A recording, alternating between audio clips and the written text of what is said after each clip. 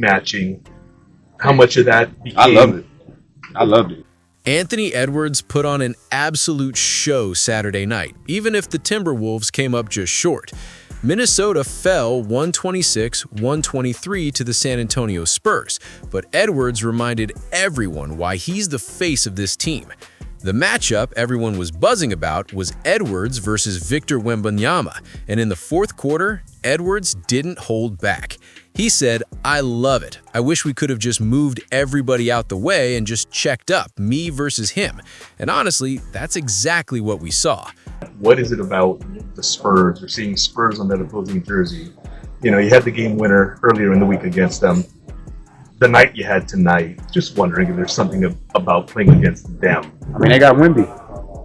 I mean, he's supposed to be the face of the league. So I always got to get up for that one. So in that fourth quarter, when you're going off and then he starts matching, how much of that became... I loved it. I loved it, yeah. I wish we could have just moved everybody out the way and just checked up and me versus him. If that were to happen, who would get the better of that matchup? Me. Yeah. Edwards played 40 minutes and finished with a jaw-dropping 55 points, 4 rebounds, and 3 assists. He knocked down 19 of 33 shots, including 9 of 16 from deep, and went 8 of 10 at the line. This wasn't just another big night, it was the most points he's ever scored in his career. Even with Edwards carrying the offense, the Timberwolves struggled in the first half, giving up 48 points in the second quarter alone.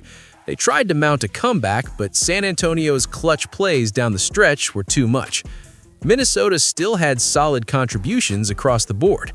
Jaden McDaniels added 23 points, 5 rebounds, and 5 assists. Julius Randle posted a double-double with 17 points and 10 boards. Dante DiVincenzo scored 11 points with 5 rebounds. Joan Behringer chipped in 10 points and 8 rebounds. Despite the loss, Edwards' performance was a statement. He's not just a star. He's a one-man highlight reel ready to take over any game. Since Thanksgiving, the Minnesota Timberwolves have gone 17-6. That's the best record in the NBA over that stretch. And honestly, I don't think enough people are talking about it. When you actually watch this team now, it's clear something's different. The defense is tighter, Anthony Edwards is playing with insane efficiency, and everyone looks locked in on both ends of the floor. This doesn't feel like the same Timberwolves squad that was grinding through the early part of the season trying to figure themselves out. Something's clicked. Something fundamental changed about the way they play basketball. And if you're still sleeping on Minnesota as a legitimate championship threat, you might wake up too late. Sitting 4th in the West and playing arguably the best basketball in the league over the last 7 weeks, the Timberwolves are sending a serious message. So what actually changed? What's different about this year's Ant compared to last year's? Well, at the start of the season, Minnesota wasn't bad. They were winning games, staying competitive, doing the things good teams do. But something was missing. The consistency just wasn't there. One night, they'd look unstoppable, and 3 days later, they'd have a lazy off night. That emotional roller coaster has been a hallmark of this franchise for years. Then, Thanksgiving hit, and suddenly the Wolves became one of the hottest teams in the NBA. Now, it hasn't been all smooth. On New Year's Eve in Atlanta, they were getting blown out by the Hawks. With 8 minutes left, Coach Finch pulled the starters. Edwards, visibly frustrated, walked off the court in front of his family in Georgia. Afterward, Finch called it unacceptable, saying Edwards needs to support his teammates. It could have derailed them, but it didn't. They addressed it internally, moved on, and have since been playing some of their best basketball of the season. It's clear, the Timberwolves aren't just good right now. They might be something completely different from what we've seen before. It all starts with Anthony Edwards. On January 8th, he hit 10,000 career points. He's just 24 years old. Only 2 players in NBA history reached that milestone younger, LeBron James and Kevin Durant. But here's the thing, the milestone is impressive, but it's not the real story. The real story is how he's getting there. This season, Edwards is averaging 29 points per game while shooting 50% from the field and 40% from 3. That's insane. In NBA history, only 4 players have ever done that: Larry Bird, Steph Curry, Kevin Durant, and Nikola Jokic. That puts Edwards in some elite company. So what changed? What's different about this year's Ant compared to last year's? Well, the answer is Michael Jordan. Last season, Edwards was frustrated. Opponents figured out how to slow him down. They were double-teaming him, being physical, taking away his driving lanes, daring him to take contested jumpers. And it worked. His efficiency dipped, and you could see the frustration every time he got trapped. Then he called MJ, and Jordan gave him a perspective that completely reframed how he thinks about the attention. The key? If a team has to double-team you, that's the highest form of respect. Once Edwards understood that, it unlocked something in him. Now, he's not just scoring, he's breaking the double teams, staying efficient, and showing everyone why he's one of the most dangerous offensive forces in the league. Keep the ball moving. Edwards drives in on Wiggins. Oh! Anthony Edwards! A serious rack attack! He spent the entire offseason sharpening his game with trainer Chris Hines, working on his mid-range jumper, polishing his post moves, and improving his reads out of double teams. He focused on finding teammates in the right spots whenever defenses collapsed on him. And the numbers show exactly where that work paid off. His mid-range shooting jumped from 39% last year to 47% this year.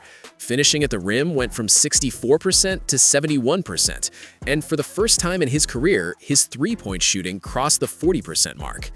These are massive leaps in the areas that separate great scorers from truly unstoppable ones. You could see it all come together when he hit the game winner over Victor Wembanyama and the Spurs. 7'5" of length and athleticism in his face, arguably one of the most disruptive defenders in basketball, and Edwards pulls up with total confidence and buries it. Minnesota came back from 15 down, and Ant delivered the dagger. During this 17-6 stretch, he's been playing like a top 5 player in the league every single night. But here's the thing. Real contenders aren't just about a star who can get buckets. You need an identity. You need a team-wide system, something you can rely on when shots aren't falling, when the other team goes on a run and the crowd is roaring. That's what separates the Timberwolves now. They're not just riding Edwards, they're building a team you can't take lightly. For Minnesota, that identity lives on the defensive end, and what Rudy Gobert is doing right now might be the most underappreciated storyline in the entire NBA. On the surface, the Timberwolves have the 7th best defense in the league. That sounds solid, until you look at the on-off numbers with Gobert. When Gobert is on the floor, Minnesota's defensive rating sits at 108. Over a full season, that would rank as the 2nd best defense in the entire NBA. When he goes to the bench, that number explodes to 124. That's the equivalent of the worst defense in the league, a 16.2 swing. That is the largest on-off defensive impact of any player this season. Nobody else is even in the same conversation. Think about what that actually means. With Gobert anchoring the paint, the Timberwolves defend like a championship-level team that can suffocate opponents. Without him, they defend like a lottery team that can't stop anything. One player creating that kind of defensive gap is almost unheard of in the modern NBA. And it's not just blocks or highlights. Gobert is holding opponents to 48.2% shooting at the rim, the 2nd best mark in the league among players with significant minutes. He leads the NBA in defensive shooting influence, a metric that captures how much a player lowers both shot quality and shooting efficiency at the same time. This is impact you feel on every possession, not just the box score. Gobert is on pace for his 9th all-defensive selection in 10 years. During this 17-6 stretch, Minnesota's defense has been the backbone of everything they've done. They can grind through ugly games. They can survive cold shooting nights. Because when Gobert is patrolling the paint, every basket is earned. That's what separates good teams from great ones when the playoffs slow down. You've got Anthony Edwards playing at a top 5 level, and Gobert anchoring an elite defense. That's the foundation. And now, the rest of the roster is finally buying in, understanding their roles and executing with purpose every single night. Let's start with Julius Randle. He's quietly been one of Minnesota's most consistent and important players all season. Randle's averaging 22 points, 7 rebounds, and the team-high 5.7 assists per game. And that playmaking piece matters more than most people realize. When defenses load up on Anthony Edwards and start throwing traps and double teams at him, Randle becomes a legitimate secondary engine for the offense. He's still a bully ball scorer who can punish smaller defenders on the block and get a bucket when the Wolves need one. But what's really elevated his value is how comfortable he's become passing out of pressure. When teams collapse, he's making the right read, finding shooters, and keeping the offense flowing instead of forcing tough shots. That balance between scoring and facilitating gives Minnesota a completely different look. Ant doesn't have to carry everything anymore. If Ant gets trapped, Randle can initiate. If Randle has a mismatch, they can slow it down and let him work. That kind of versatility is critical in the playoffs, when defenses are locked in and specifically scheming to take away your best option. And it's not just offense. Randle has brought a physical edge defensively as well. In the comeback win against San Antonio, he came up with key stops in the fourth quarter, including strong defensive possessions against Wembanyama, helping swing the momentum back to Minnesota. That two-way impact is exactly why this Wolves run feels different. Then you've got Jaden McDaniels, who's quietly putting together an outstanding two-way season. He's shooting 51% from the field and nearly 42% from three, both career highs, while still taking on the toughest perimeter assignments every night.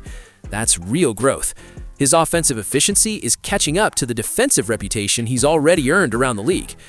When you combine McDaniels' length, discipline, and switchability with Rudy Gobert's rim protection, Minnesota becomes a nightmare to score against. They can switch across multiple positions, erase driving lanes, and still protect the paint. Teams absolutely hate dealing with that kind of defensive versatility, especially in high-stakes games. Dante DiVincenzo has become the heartbeat of this team, the emotional engine that keeps everything moving. Coach Finch calls them their best next play guy because he never lingers on mistakes and always pushes forward. Earlier this season, after a tough loss, DiVincenzo summed it up perfectly. He said they can't rely on talent alone and that the compete factor has to show up every single night. That mindset is contagious. When your scrappy guard sets the tone with non-stop energy and effort, it forces everyone else to raise their level and match that intensity. And Naz Reid continues to prove why he's one of the best bench players in the NBA. He won 6th Man of the Year a couple of seasons ago, and he's making a very real case to do it again. Every time the starters need a breather, Reid comes in and gives Minnesota instant offense, physicality, and energy. He stretches the floor, attacks mismatches, and plays with a confidence that never dips, no matter the situation. That kind of production off the bench is a luxury most teams don't have. Even guys like Bones Highland have stepped in and contributed in meaningful moments. Nothing flashy, just solid minutes, smart decisions, and energy when it's needed. What's made this 17-6 stretch sustainable isn't just one or two guys playing well, it's that everyone is executing their role at a high level at the same time. That rarely happens in the NBA. Usually someone's injured, someone's struggling, or someone's mentally checked out. Right now, Minnesota doesn't have that problem. Everyone is in sync. When you combine that depth and cohesion with a superstar playing at an elite level and a defensive anchor controlling the paint, you become extremely difficult to beat. So the big question is obvious. Is this real, or is this just another Minnesota hot streak that fades when the pressure ramps up? The skepticism is fair. This franchise has been defined by inconsistency and heartbreak for decades. One night they look like contenders, the next they fall flat against a team they should beat. That emotional roller coaster has been baked into the Timberwolves' identity for a long time.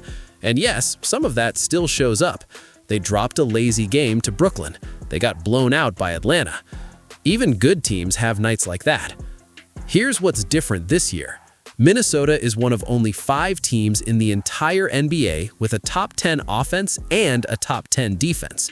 That balance is rare, and it's the clearest indicator of a legitimate championship contender. Most teams are elite on one end and average on the other. The Wolves are strong on both. They rank second in the league in fourth quarter scoring. When games slow down and every possession matters, they know exactly who they are. They have a superstar who wants the ball and has delivered repeatedly in crunch time. They've also taken care of business against teams they're supposed to beat, with only 3 losses to sub-.50 teams all season. That's an area that used to haunt them. Against elite competition, they've beaten OKC, San Antonio, Boston, and New York. They can play with anyone, and more importantly, they believe it. This team has made the Western Conference Finals 2 years in a row without being favored. They know what playoff basketball feels like. They know what it takes to survive in the West. This isn't the same Minnesota Timberwolves. Anthony Edwards is playing like a top 5 player in the world. Rudy Gobert is anchoring a historically impactful defense. The role players are locked in. The question now isn't if they're good, it's how far they can really go. Tell me what you think. Don't forget, like and subscribe. Appreciate the person for being, dishonest. I think it's today in our job. I think it's a real power to have the strength to be honest about things. Like he's not backing away from questions. And but no, it's an honor and it's the best thing to have the best players go as hard as they can.